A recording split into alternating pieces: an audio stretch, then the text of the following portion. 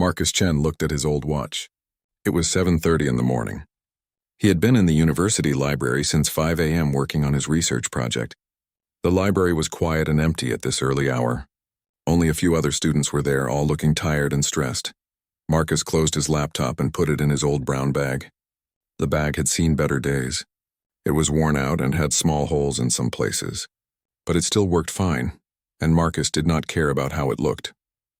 He cared more about what was inside, his research notes, his laptop, and his dreams of making the world a better place.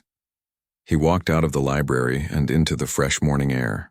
The sun was just starting to come up, painting the sky in soft orange and pink colors. Marcus loved this time of day. Everything felt peaceful and full of possibilities. Marcus walked toward the bike parking area near the main building. There were many bikes there, but his was easy to spot. It was the oldest and most beaten-up bike in the whole area. The paint was coming off in many places, showing the metal underneath. The chain made a loud squeaking sound every time he rode it. Some of the spokes on the wheels were bent, and the seat had a small tear in it that he had fixed with tape. But this bike had been his faithful companion for 3 years. It had taken him to classes, to the library, to the grocery store, and everywhere else he needed to go. Marcus had bought it used from another student who was graduating. He paid only $50 for it, which was all he could afford from his small monthly allowance that he gave himself. As Marcus unlocked his bike, he heard the sound of expensive car engines starting up in the parking lot nearby. He looked over and saw his classmates getting into their shiny cars. There was a red BMW, a black Mercedes, a white Audi, and several other luxury cars. The students who owned these cars were laughing and talking loudly about their weekend plans. "I'm thinking of going to Miami this weekend," said one student as he got into his BMW. "My dad just bought a new yacht there." "That sounds amazing," replied a girl getting into the Mercedes. "I might go to New York for shopping. There's this new designer store I want to check out." Marcus listened to their conversation while checking his bike chain. He did not feel jealous or sad about not having a fancy car. He had made a choice to live simply, and he was happy with that choice. His bike was good for the environment, it kept him in shape, and it never needed expensive gas or repairs. He threw his leg over the bike and started pedaling toward the campus exit. The chain squeaked with each turn of the wheels, but Marcus had gotten used to the sound. Some people stared at his old bike as he rode past them. He could see them whispering to each other and pointing. But Marcus did not care what they thought. As he rode through the campus, Marcus thought about his morning's work. He was studying environmental engineering, and his research project was about finding new ways to reduce pollution in big cities. He believed that small changes in how people lived could make a big difference for the planet. That was one reason why he chose to ride a bike instead of driving a car. Marcus had always been interested in protecting the environment. When he was a child, he would spend hours in his family's garden, watching insects and birds. He would ask his parents endless questions about why some plants grew better than others, and why some areas had cleaner air than others. His curiosity had led him to choose environmental engineering as his field of study. The bike path took him through the prettiest part of the campus. There were tall trees on both sides and colorful flowers planted along the way. Students were starting to wake up and come out of their dorm buildings. Some were jogging, others were walking to their morning classes with coffee cups in their hands. Marcus loved this peaceful ride to his apartment. It gave him time to think about his research, his classes, and his goals for the future. He dreamed of starting his own company one day, a company that would help clean up the environment and make the world a healthier place for everyone. His apartment was a 15-minute bike ride from campus. It was a small place in an old building, but it was clean and comfortable. Marcus had chosen it because the rent was cheap, and he wanted to save money. The building was not fancy, and his neighbors were mostly other students and young workers who were just starting their careers. As Marcus got closer to his apartment building, he had to stop at a red traffic light. While he waited, an expensive sports car pulled up next to him. The driver was a young man about his age, wearing designer clothes and expensive sunglasses. The car's engine was so loud that Marcus could feel the vibrations in his chest. The light turned green, and the sports car zoomed away with a loud roar. Marcus pedaled slowly behind it, his bike chain squeaking its usual song. He did not try to keep up with the car. He was not in a hurry, and he enjoyed the slow, steady pace of his bike. When Marcus reached his apartment building, He carried his bike up to the second floor and into his small apartment. He had to keep it inside because there was no safe place to lock it outside. The bike took up quite a bit of space in his tiny living room, but Marcus did not mind. It was better than having it stolen. Marcus looked around his simple apartment. There was a small kitchen, a living room with a couch and a desk, and a bedroom that was just big enough for a bed and a small closet. The walls were painted white, and Marcus had not bothered to decorate much.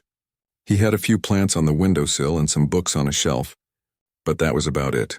He made himself a simple breakfast of toast and coffee, then sat at his desk to review his notes from the morning's research session. Marcus felt satisfied with the work he had done. He was making good progress on his project, and he felt like he was really learning something important. Outside his window, Marcus could hear the sounds of the city waking up.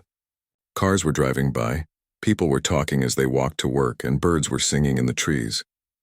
It was going to be another good day. 2 hours later, Marcus decided he needed a break from studying. He had been reading research papers and taking notes for most of the morning. His eyes were getting tired from looking at his laptop screen, and his back was sore from sitting at his desk. Marcus looked out his window and saw that it was a beautiful day. The sun was shining brightly, and there were only a few white clouds in the blue sky. He decided to go to his favorite coffee shop to get some fresh air and maybe continue his reading there. He grabbed his old brown bag and put his laptop and research papers inside. Then he picked up his bike and carried it down the stairs to the street. The bike chain rattled as he walked, making its familiar metallic sound. Marcus got on his bike and started pedaling toward Café Luna. This coffee shop was very popular with students from his university. It was located about halfway between the campus and his apartment, making it a perfect place to stop and take a break. The ride to Café Luna took him through a nice part of the city. There were small shops, restaurants, and tree-lined streets. Marcus enjoyed looking at the different buildings and watching people going about their daily lives. He saw mothers pushing baby strollers, business people talking on their phones, and other students walking with heavy backpacks. As he got closer to the coffee shop, the neighborhood became more expensive. The shops were fancier, the cars were newer, and the people were dressed in more expensive clothes. Marcus noticed the difference, but it did not bother him. He was used to being around wealthy people at his university. Café Luna was in a modern building with big glass windows and a large outdoor seating area. Even from a distance, Marcus could see that it was busy. There were students sitting at tables with their laptops, business people having meetings, and groups of friends chatting over coffee. Marcus found a bike rack near the front of the cafe and locked his old bike next to several much newer and more expensive bikes. His rusty chain and worn paint looked very different compared to the shiny mountain bikes and sleek road bikes that belonged to other customers. As he walked toward the entrance, Marcus could hear loud laughter and conversation coming from the outdoor seating area. A group of well-dressed students was sitting at a large table, and they seemed to be having a great time. The girls were wearing designer clothes and expensive jewelry, while the guys had on brand-name shirts and watches that probably cost more than Marcus spent on food in a month. Marcus walked inside the cafe and got in line to order. The inside was decorated with modern art on the walls and stylish furniture. Soft music was playing in the background, and the smell of fresh coffee filled the air. The cafe had a warm, welcoming feeling, but Marcus could tell it was the kind of place where everything was expensive. When it was his turn to order, Marcus looked at the menu board. The prices were higher than he usually liked to pay, but he decided to treat himself since he had been working so hard on his research. He ordered a simple black coffee, which was the cheapest drink on the menu. "That will be $4.50, said the young woman behind the counter. She had purple hair and several earrings, and she seemed friendly enough. Marcus paid for his coffee and walked to the pickup counter to wait. While he stood there, he looked around the cafe at the other customers. Most of them were around his age, but they all seemed to have a lot more money than he did. Their clothes, their phones, their laptops, everything looked new and expensive. When his coffee was ready, Marcus took it and looked around for a place to sit. Most of the tables inside were full, so he decided to find a spot outside. Maybe the fresh air would help him think better while he worked on his research. As Marcus walked outside with his coffee, he had to pass by the large table where the group of wealthy students was sitting. They were talking loudly about their weekend plans, and their conversation was hard to ignore. "I'm so excited for Saturday," said one of the girls. "Daddy just bought me a new dress for the charity event. It's from that designer we saw in Paris last month." "That sounds amazing," replied another girl. "I still can't decide which car to take. The BMW is more practical, but the convertible would be more fun." Marcus tried to walk past their table without drawing attention to himself, but the space between tables was narrow. As he carefully made his way through, trying not to bump into anyone, he accidentally stepped closer to their table than he meant to. One of the girls at the table looked up at him as he passed. She had long, dark hair and was wearing a white dress that probably cost more than Marcus's rent for a month. Her name was Sofia Martinez, though Marcus did not know that yet. She was one of the most popular students on campus, known for her beauty, her wealthy family, and her sometimes mean attitude toward people she considered beneath her.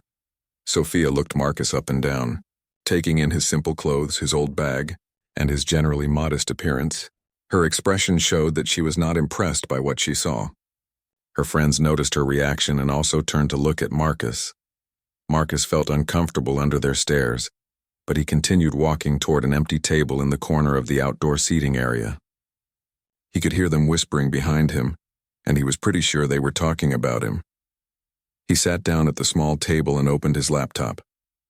The Wi-Fi password was written on a small card on the table, and Marcus connected to the internet so he could continue his research.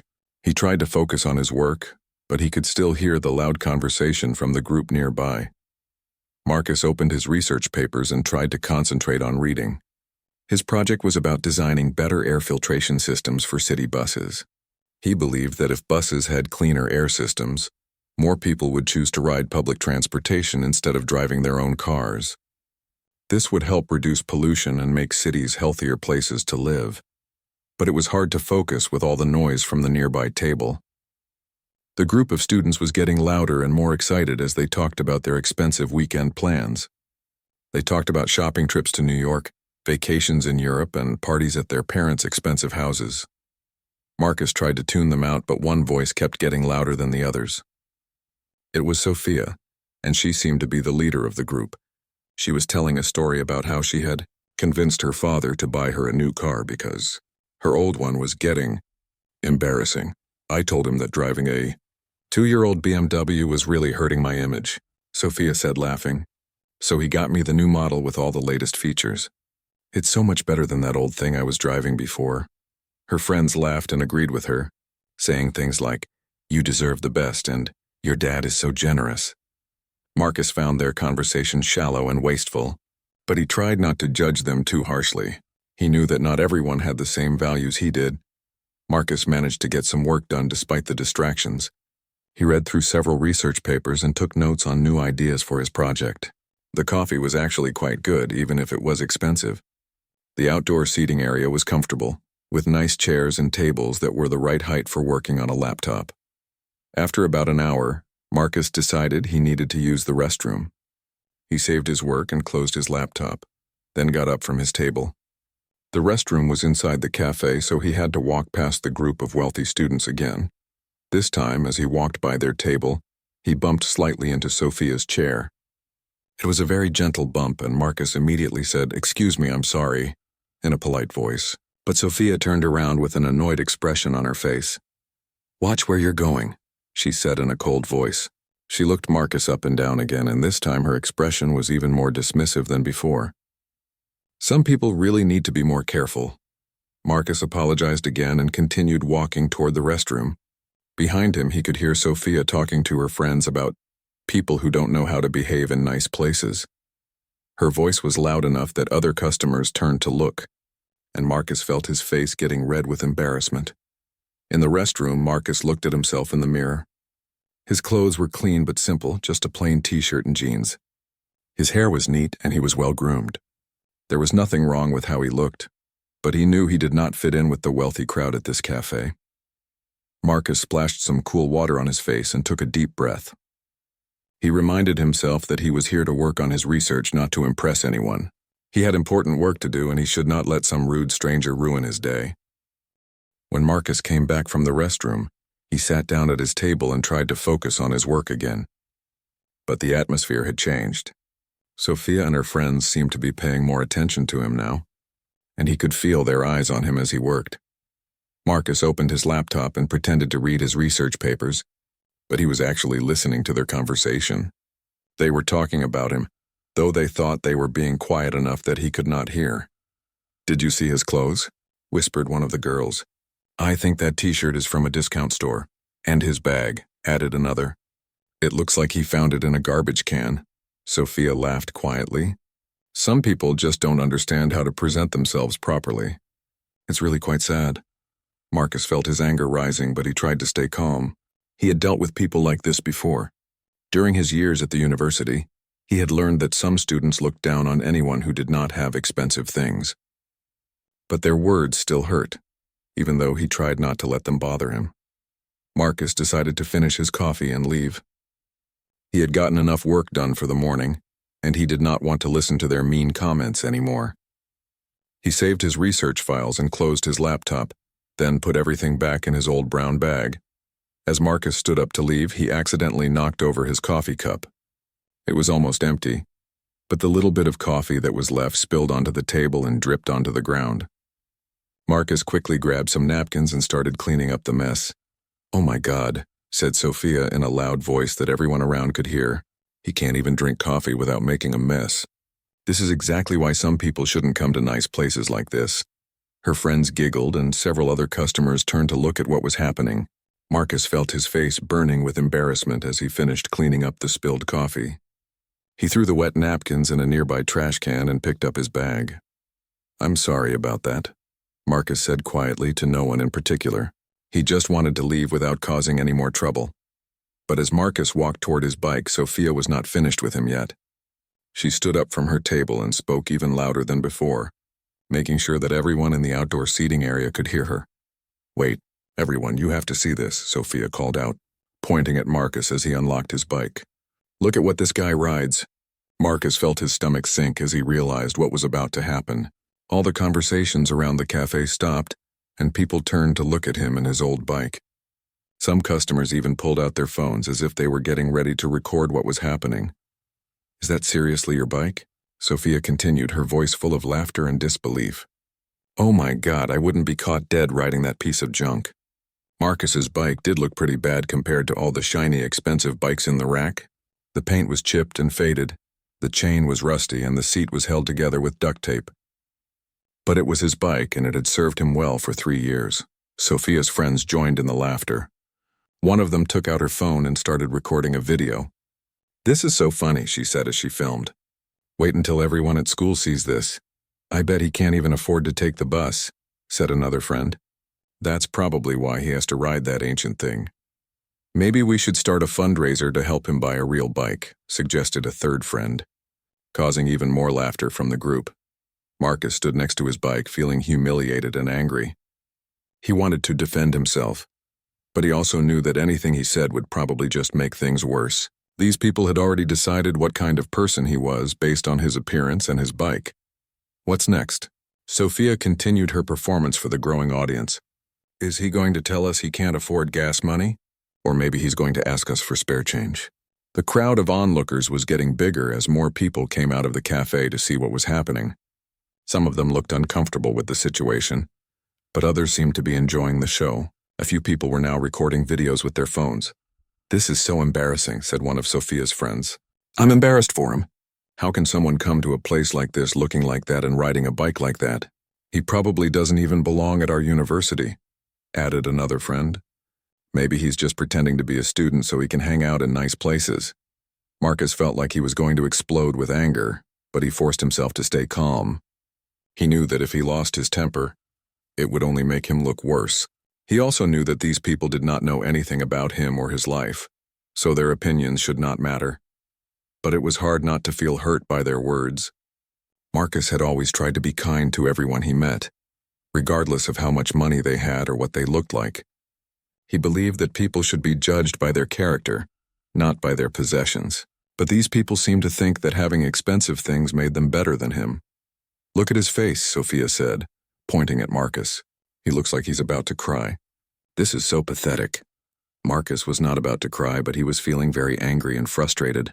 He wanted to tell these people that they were wrong about him, that he was not poor, and that he chose to live simply because he believed it was the right thing to do.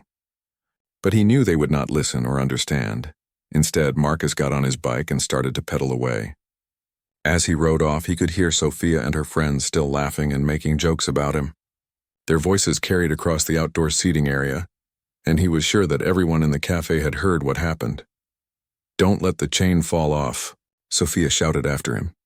"You might not be able to afford to fix it." More laughter erupted from the group, and Marcus could hear other people in the crowd chuckling too. He pedaled faster, wanting to get away from the cafe as quickly as possible. As Marcus rode down the street, he could feel his anger building up inside him. He had never been so humiliated in his life.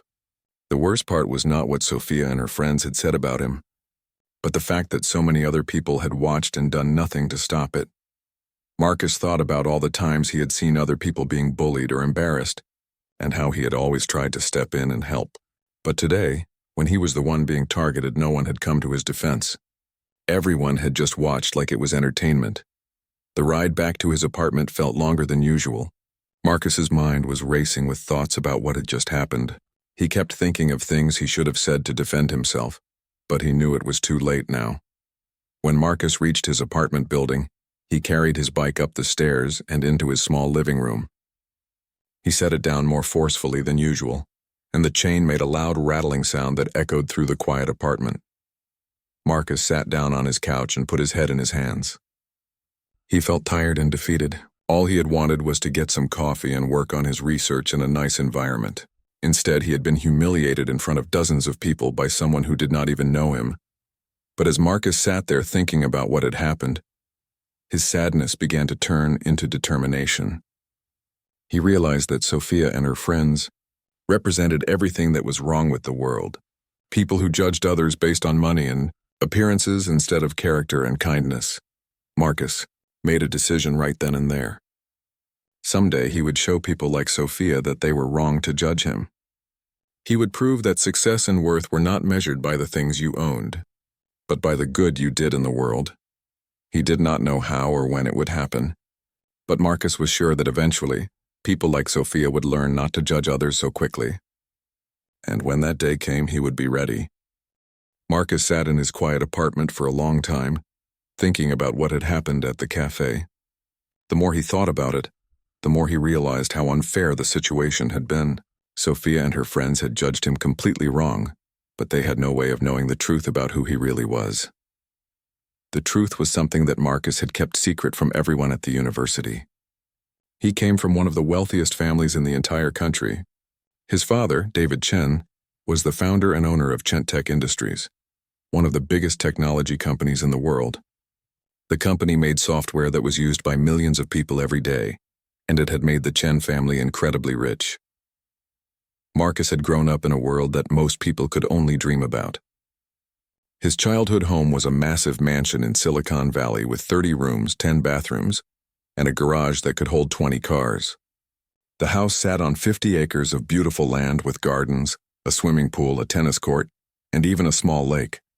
The Chen family owned several other houses around the world. They had a beach house in Hawaii, a ski lodge in Colorado, an apartment in New York City, and a villa in France. Marcus had spent his school vacations traveling to these different homes and visiting countries all over the world.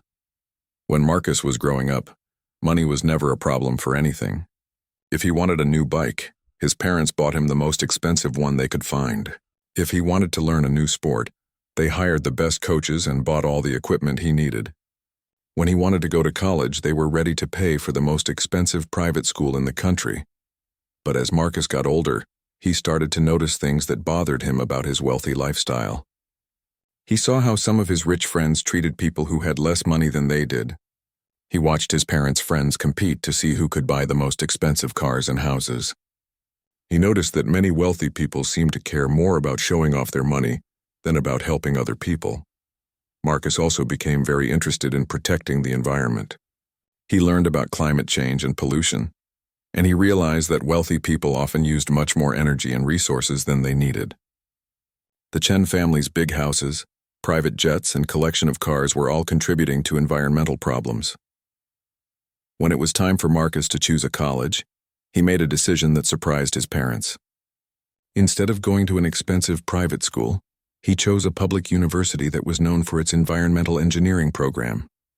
He wanted to study how to solve environmental problems, not just learn how to make more money. But Marcus's biggest decision came when he started college. He told his parents that he wanted to live like a normal student, not like a wealthy person. He moved into a cheap apartment instead of buying an expensive house. He gave himself a small allowance each month instead of using his family's credit cards. And he bought an old used bike instead of driving one of the family's luxury cars. Marcus's parents did not understand his decision at first. They thought he was going through a phase and that he would eventually want to live like a wealthy person again. But Marcus was serious about his choice. He wanted to learn what it was like to live without unlimited money, and he wanted to earn respect for his ideas and hard work, not for his family's wealth. The Chen family had always taught Marcus to be humble and to work hard, even though they had more money than they could ever spend. His father had grown up poor and had worked very hard to build his company.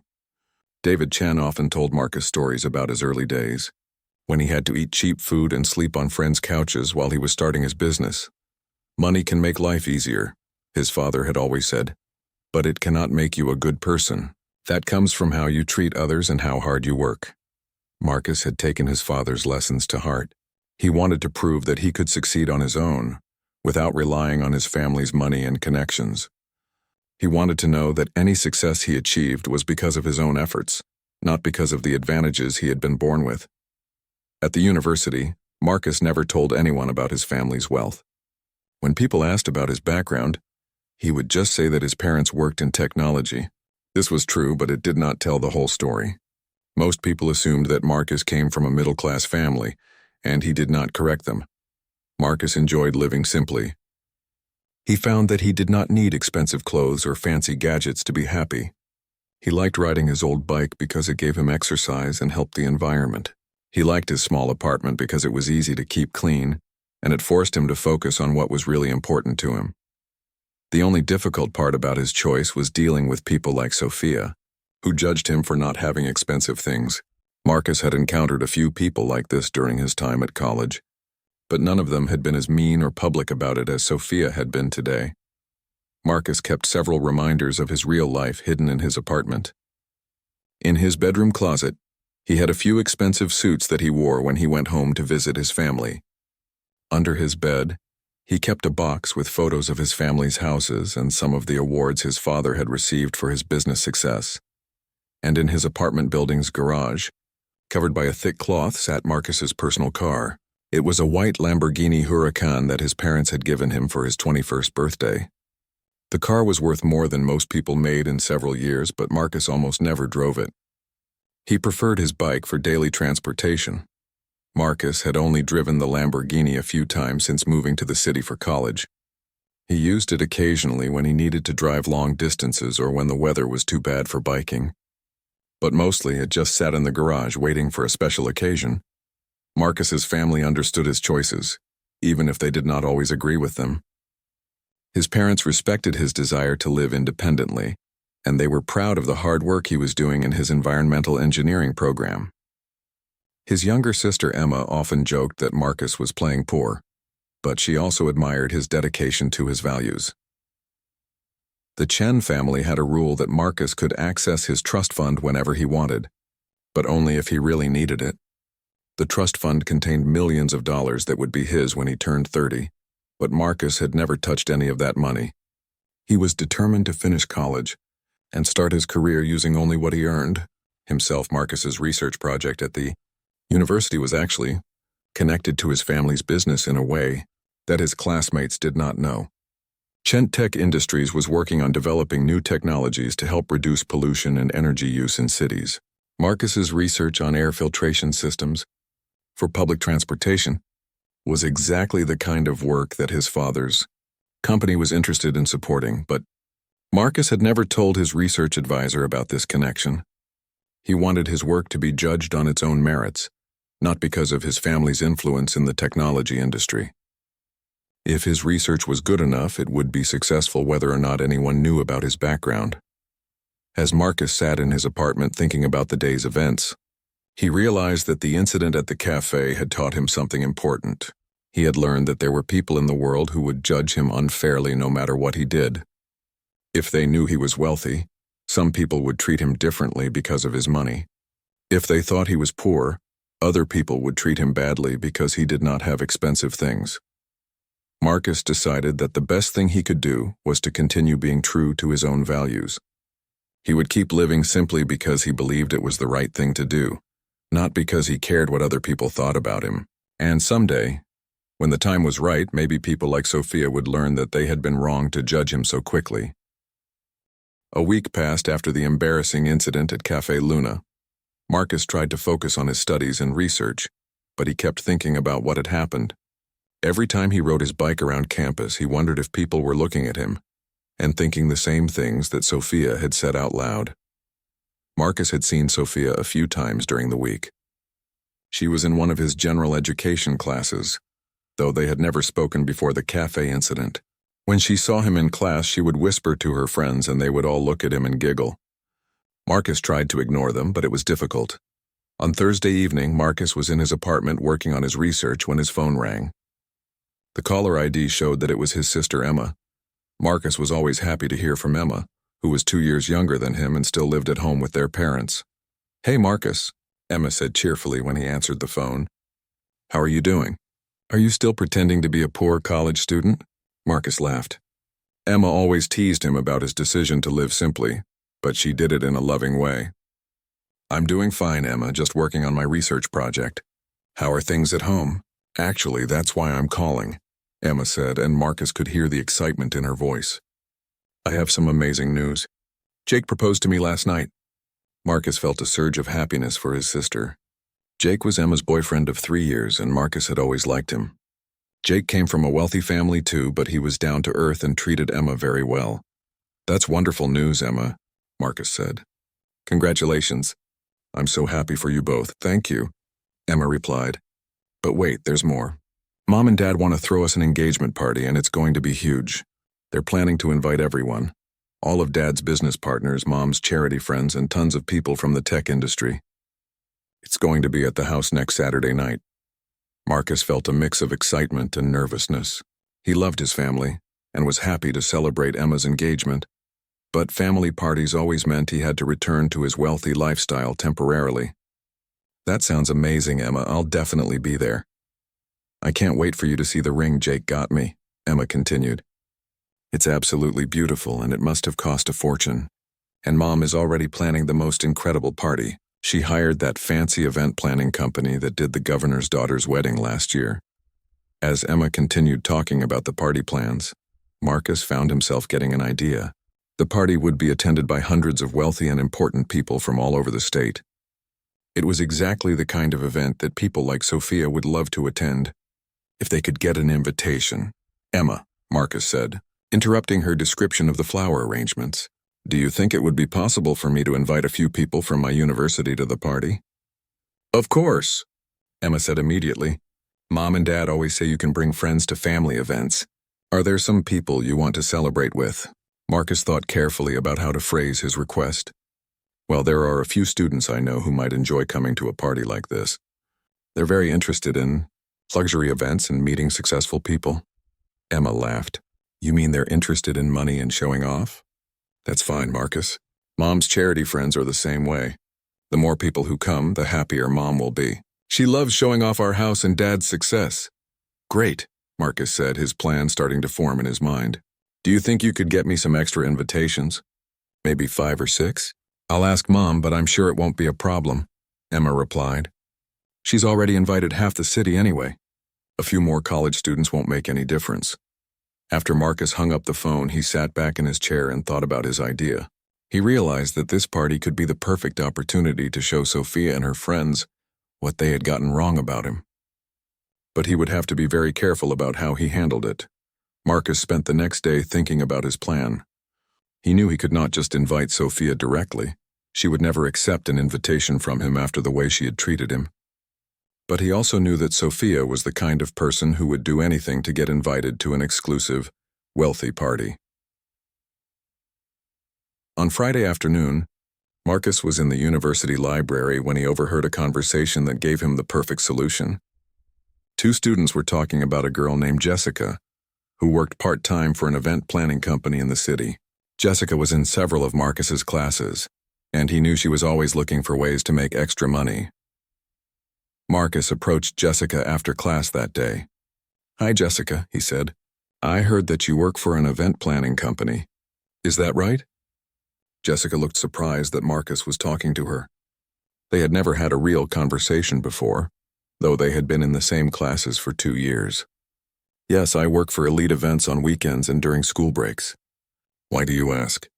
"Well, I have a connection to a big party happening next Saturday night," Marcus said carefully. "It's an engagement party for a very wealthy family, and they're looking for some attractive, well-dressed college students to attend as guests. It would help fill out the crowd and make the party look more diverse and youthful." Jessica's eyes lit up with interest. "Really, what kind of party is it?" "It's at a private mansion in Silicon Valley," Marcus explained. "There will be tech billionaires, celebrities, and other very wealthy people there. The family hosting it wants some college students to attend. But they have to be the right kind of people, you know. People who know how to dress well and behave appropriately at fancy events." "That sounds amazing," Jessica said. "I would love to go to something like that. Do you think I could get an invitation?" "I think I could arrange that," Marcus replied. "But I would need you to help me with something. There are a few other students who I think would be perfect for this party, but I don't know them well enough to invite them directly. Could you help me get the invitations to them?" Jessica nodded eagerly. "Of course." "Who are you thinking of inviting?" Marcus pretended to think about it. "Well, there's Sofia Martinez and her group of friends. They always dress really well and seem to know a lot about luxury brands and expensive things.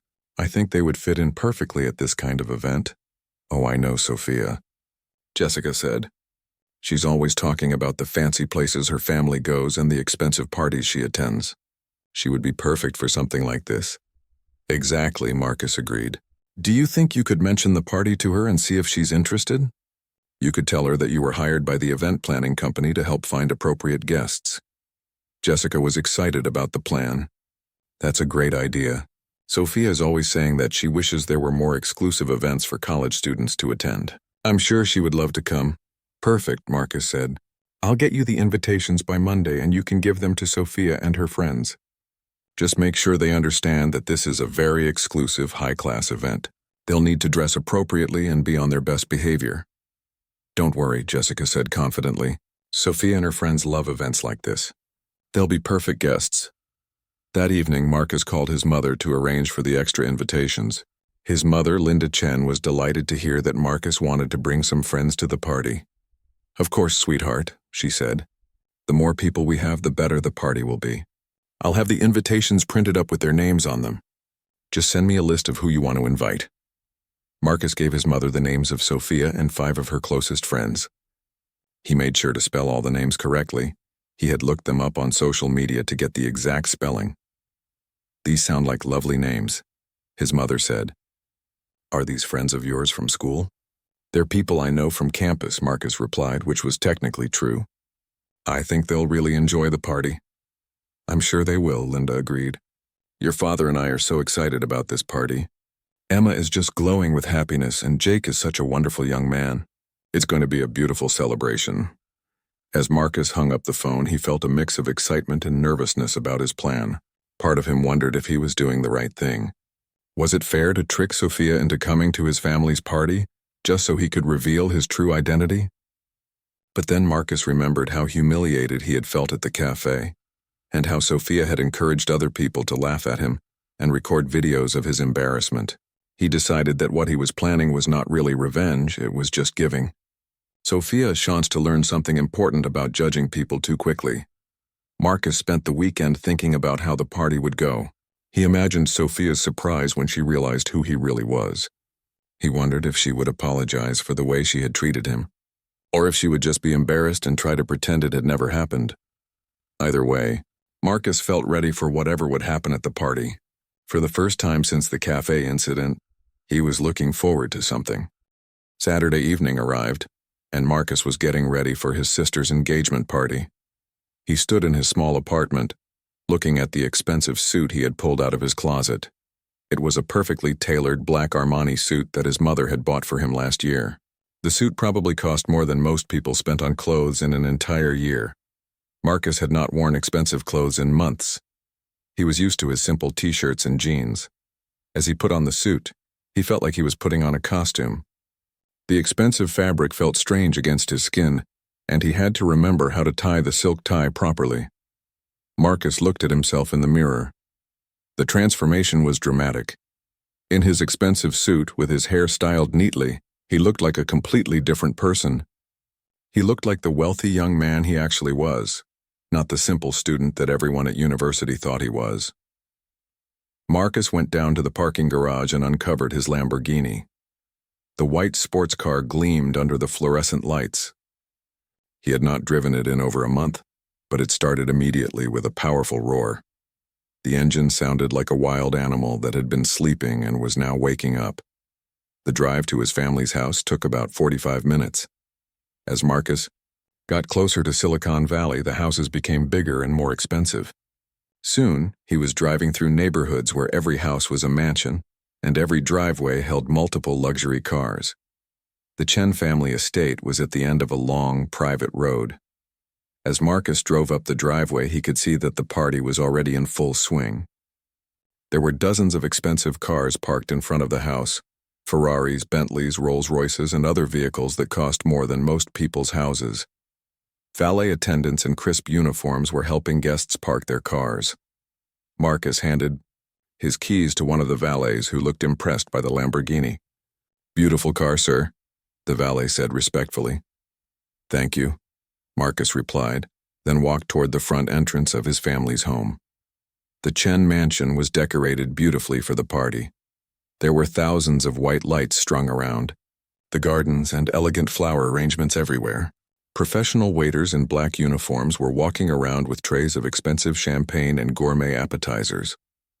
Marcus could see that his mother had spared no expense for Emma's engagement party. There was a full orchestra playing classical music, ice sculptures decorating the buffet tables, and enough food to feed an army. The party probably cost more money than most people made in several years. As Marcus walked through the crowd, he greeted his parents' friends and business associates. These were some of the wealthiest and most powerful people in the technology industry. Marcus had known many of them since he was a child, and they all remembered him fondly. "Marcus," called out Robert Miller, the CEO of a major software company. "How are your studies going?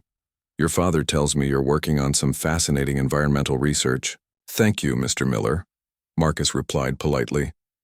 "The research is going very well.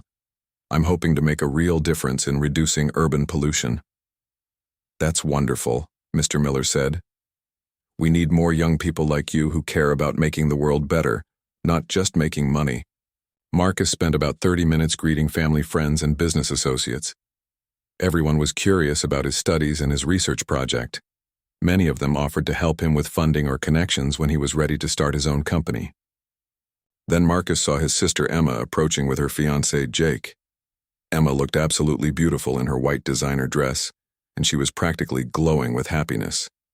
The engagement ring on her finger was enormous, a perfect diamond that sparkled in the party lights. "Marcus," Emma squealed as she hugged him tightly. "You look so handsome in that suit. I'm so glad you're here." "Congratulations, Emma," Marcus said, hugging her back.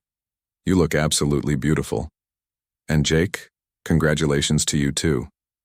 Jake shook Marcus's hand firmly. "Thank you, Marcus. I'm so excited to officially be part of your family. Emma talks about you all the time." "She talks about you all the time too," Marcus replied with a smile. "I'm really happy for both of you." "Have you seen the guest list for tonight?" Emma asked excitedly. "Mom invited everyone. There are movie stars, tech billionaires, and even a few politicians here. Oh, and those college friends you invited are here too. They seem really excited to be at such a fancy party." Marcus felt his heart beat a little faster. "Really? They're already here?" "Yes, they arrived about 20 minutes ago," Emma said. "Mom was so impressed with how well-dressed and polite they were. She's already talking about inviting them to our other parties." Marcus looked around the crowd, trying to spot Sophia and her friends. Finally, he saw them near the champagne fountain, and he had to admit they looked perfect for this kind of party. They were all wearing expensive dresses and jewelry, and they seemed to be having an amazing time. Sophia was wearing a stunning red dress that probably cost thousands of dollars. Her hair was styled professionally, and she was wearing diamond earrings that sparkled in the party lights. She looked like she belonged at a wealthy party like this.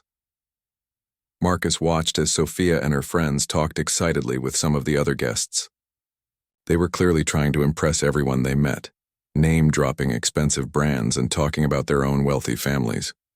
Marcus could see that they were in their element at this party. "I think I'll go introduce myself to your college friends," Emma said. "I love meeting new people, especially ones who appreciate nice parties like this." "Actually," Marcus said quickly, "let me introduce you. I think it would be better if I talked to them first." Emma nodded. "Of course.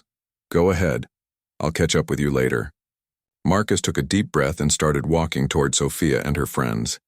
As he got closer, he could hear their conversation clearly. "This is absolutely incredible," Sophia was saying to her friends. "I knew there were wealthy people in this area, but I had no idea anyone lived like this. Look at this house, it's like a palace." "And did you see the cars in the driveway?" added one of her friends. "I counted at least 3 Ferraris and 2 Lamborghinis. I bet each one costs more than my parents' house." "I wonder who the family is," said another friend. "They must be incredibly important to have all these famous people at their party." "I heard someone say the father owns a huge technology company," Sophia replied. "Chent Tech Industries or something like that. Apparently he's worth billions of dollars." Marcus was now standing just a few feet away from the group, but they had not noticed him yet.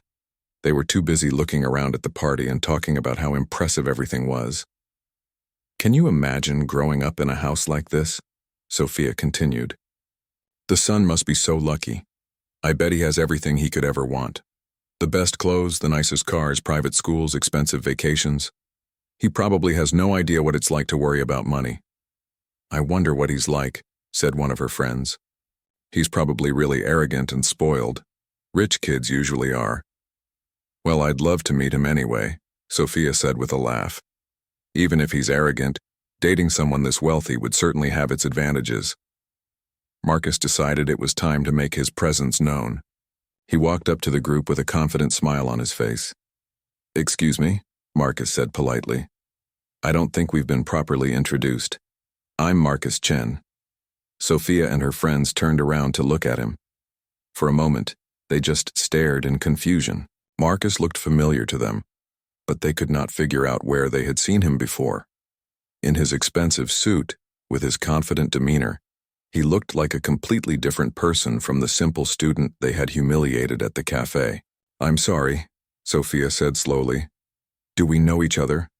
You look familiar, but I can't place where we might have met." Marcus smiled calmly. "We met last week at Cafe Luna. You had some very interesting comments about my bicycle." The color drained from Sophia's face as she realized who Marcus was. Her friends looked shocked and confused. They could not understand how the poor student with the rusty bike was now standing in front of them, wearing an expensive suit at the most exclusive party they had ever attended. I don't understand," Sophia stammered. "What are you doing here? How did you get an invitation to this party?" "Well," Marcus said, still smiling calmly, "this is my family's house. This is my sister's engagement party. I live here." The group stood in stunned silence for several long moments. Marcus could see the wheels turning in their heads as they tried to understand what was happening.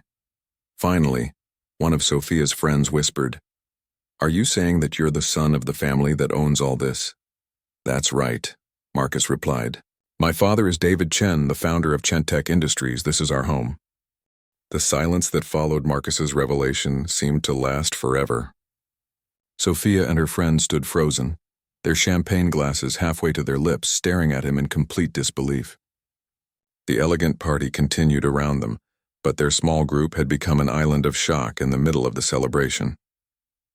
"You're joking," Sophia finally whispered, her voice barely audible over the orchestra music. "This can't be real. You ride a rusty bike, you wear cheap clothes, you live like a normal person?" Marcus finished for her, his voice calm but firm. "Yes, I do. That was my choice." Just then, Marcus's mother, Linda Chen, approached the group, She was an elegant woman in her 50s, wearing a beautiful blue gown and diamond jewelry that sparkled under the party lights. She moved with the confidence of someone who was used to hosting important events. "Marcus, sweetheart," she said warmly, reaching up to hug her son. "I'm so glad you're finally here. Your father was just asking about you." She turned to look at Sophia and her friends with a welcoming smile. "And these must be your friends from university. Welcome to our home. I hope you're enjoying the party." Sophia could barely speak. You're Marcus's mother?" "Of course I am," Linda replied with a warm laugh. "And you must be Sophia. Marcus mentioned that you and your friends appreciate elegant events. I'm so pleased you could join us for Emma's special night." Marcus watched as Sophia's face turned several different shades of red. She was clearly struggling to process what was happening. Her friends looked equally shocked and embarrassed. "Mrs. Chen," Sophia managed to say, "I had no idea that Marcus was— we didn't know that he comes from a wealthy family?" Linda finished kindly. "Marcus has always been modest about our family's success. He believes that people should be judged by their character, not by their bank account. I'm very proud of the values he's chosen to live by." Before anyone could respond, Marcus's father, David Chen, approached the group. He was a distinguished man in his 60s wearing an expensive tuxedo. Despite his wealth and success, he had a warm, approachable manner that made people feel comfortable around him. "Marcus," David said, shaking his son's hand and then pulling him into a hug. "How are your studies going? I've been reading about your research project on air filtration systems. Very impressive work." "Thank you, Dad," Marcus replied. "I'm really excited about the progress we're making." David turned to look at Sophia and her friends. "And these are your classmates? It's wonderful to meet young people who share Marcus's interest in academic excellence." Sophia looked like she wanted to disappear into the ground. She had spent the last week telling people at university about the poor loser with the rusty bike she had humiliated at the cafe. Now she was standing in that same person's family mansion, talking to his billionaire parents. "Actually," Marcus said, looking directly at Sophia, "these are some people I met at a coffee shop near campus. We had a very memorable first encounter." Sophia's eyes widened with panic. She was terrified that Marcus was about to tell his parents about how she had treated him at the cafe. But Marcus just smiled calmly and said nothing more. "Well, I hope you'll all feel welcome here tonight," David said graciously. "Any friends of Marcus are friends of ours. Please enjoy the party, and don't hesitate to ask if you need anything." As Marcus's parents walked away to greet other guests, Sophia and her friends were left alone with Marcus again. The shock was beginning to wear off, and now they looked embarrassed and ashamed. "Marcus," Sophia said quietly, I don't know what to say. I had no idea who you really were." "That's exactly the point," Marcus replied. "You didn't know who I was, but you decided to judge me anyway. You made assumptions about my worth as a person based on my bike and my clothes." One of Sophia's friends stepped forward. "We're really sorry, Marcus. We feel terrible about what happened at the cafe. If you had known I was rich, you would have treated me differently," Marcus interrupted. "That's the problem right there. People should be treated with respect regardless of how much money they have." Sophia looked around the party at all the wealthy guests, the expensive decorations, and the luxurious mansion. "But why do you choose to live like you're not wealthy? Why don't you drive nice cars and wear expensive clothes?" Marcus thought about how to explain his choices. "I wanted to know what it was like to live without unlimited money. I wanted to earn respect for my ideas and my work, not because of my family's wealth. And I wanted to understand how people treat others when they think those people are less fortunate than them." "You were testing us," said another of Sophia's friends, looking hurt. "No," Marcus said firmly. "I wasn't testing anyone. I was just living my life according to my values. You chose to treat me badly because you thought I had less money than you. That was your choice, not mine." As the evening progressed, word began to spread through the party about who Marcus really was. Many of the guests had heard about David Chen's son, who was studying environmental engineering and living modestly despite his family's wealth. They found Marcus's choices admirable and interesting. Several successful business leaders approached Marcus to discuss his research and his future plans.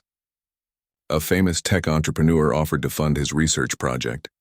A movie producer wanted to talk about making a documentary about young people who choose to live differently despite their wealth. Meanwhile, Sophia and her friends found themselves in an increasingly uncomfortable position. Other guests began to recognize them as Marcus's classmates, and word spread about the incident at the cafe. Some people who had seen the videos that Sophia's friends had posted online began to whisper and point. "Isn't that the girl who made fun of Marcus Chen's bike?" someone said loudly enough for Sophia to hear. "I can't believe she was so mean to him," said another guest. "And he was just quietly living his values while she was judging him for not showing off his wealth." Sophia realized that she had become the center of negative attention at the party. People were looking at her with disapproval, and she could hear them talking about her behavior. The same kind of public humiliation that she had inflicted on Marcus was now happening to her. Marcus noticed what was happening, and despite everything Sophia had done to him, he felt a little sorry for her. He approached her near the end of the evening as she was standing alone by the garden fountain. "Sophia," he said gently, "I want you to know that I didn't invite you here to embarrass you or get revenge." Sophia looked up at him with tears in her eyes. "Then why did you invite me?" "I wanted you to learn something important," Marcus replied. "I wanted you to understand that you can't judge people by their possessions or their appearance. The person you laughed at in the cafe is the same person standing here in this expensive suit. Nothing about my character changed when you found out about my family's money." Sophia nodded slowly. "You're right. I was wrong about you, and I'm sorry. I've learned something tonight that I'll never forget." Marcus extended his hand to her. "I accept your apology, and I hope that in the future you'll treat everyone with respect, regardless of what they own or how they look." Sophia shook his hand gratefully. "I will, I promise." As the party began to wind down, Marcus said goodbye to Sophia and her friends. They left the mansion looking very different from how they had arrived. They came expecting to enjoy a fun party with wealthy people, but they left having learned an important lesson about judging others. Marcus spent the rest of the evening celebrating with his family and close friends. He was happy for his sister Emma and excited about her engagement to Jake, but he was also satisfied that he had been able to show Sophia and her friends the importance of treating everyone with kindness and respect. The party had been a success in more ways than one. Emma was thrilled with her celebration. Marcus's parents were proud of their son's values, and Sophia had learned a valuable lesson about the dangers of judging people by their appearance. The Monday morning after the engagement party, Marcus returned to his normal routine.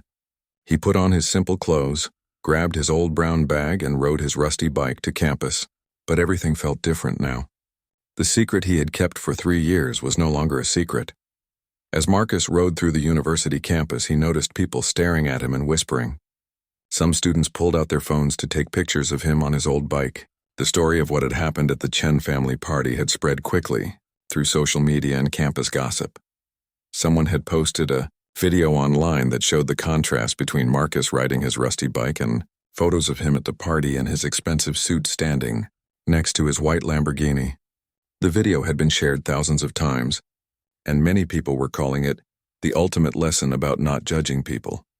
When Marcus arrived at his first class, the usual chatter in the classroom stopped as soon as he walked in. Everyone turned to look at him, but their expressions were very different from before. Instead of ignoring him or looking down on him, students seemed curious and respectful. Marcus took his usual seat in the back of the classroom. A few students turned around to look at him, but they seemed almost shy about it. During the break, several classmates approached him. "Marcus," said a girl named Jennifer, "I just wanted to say that I think what you did was really cool. Living simply even though you could afford anything. That takes real character." "Thank you," Marcus replied. "I just believe that there are more important things in life than expensive possessions." A guy named Tom nodded in agreement. "I saw the video of what happened at the cafe last week. I can't believe how mean those people were to you. But you handled it really well." Marcus looked around the classroom and noticed that Sophia was not there. He wondered if she was too embarrassed to come to class after what had happened at the party. After class, Marcus walked to the library to work on his research. On the way, he saw a group of students gathered around a laptop, watching something online. As he got closer, he could hear that they were watching the video of Sophia laughing at his bike at the cafe. "This is so embarrassing for her," one student was saying. "Imagine being so mean to someone and then finding out they're actually richer than you are." "I heard she's been trying to apologize to him all weekend," said another student. But honestly, the damage is already done. Everyone knows what kind of person she really is now. Marcus felt uncomfortable listening to people gossip about Sophia. Even though she had been cruel to him, he did not enjoy seeing her become the target of campus-wide criticism. That afternoon, Marcus was surprised to see Sophia waiting outside his environmental engineering classroom. She looked tired and upset, like she had not been sleeping well. Her usual confident demeanor was completely gone. "Marcus," she said as he approached, "could I please talk to you for a few minutes?" "Of course," Marcus replied, though he was curious about what she wanted to say. They walked to a quiet corner of the campus where they could talk privately. Sophia seemed nervous and kept looking around to make sure no one was listening. "I wanted to apologize again for how I treated you," Sophia began, "but I also wanted to ask you something.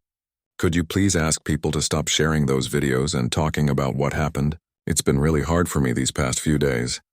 Marcus studied her face carefully. She seemed genuinely upset and embarrassed, not just angry about being caught.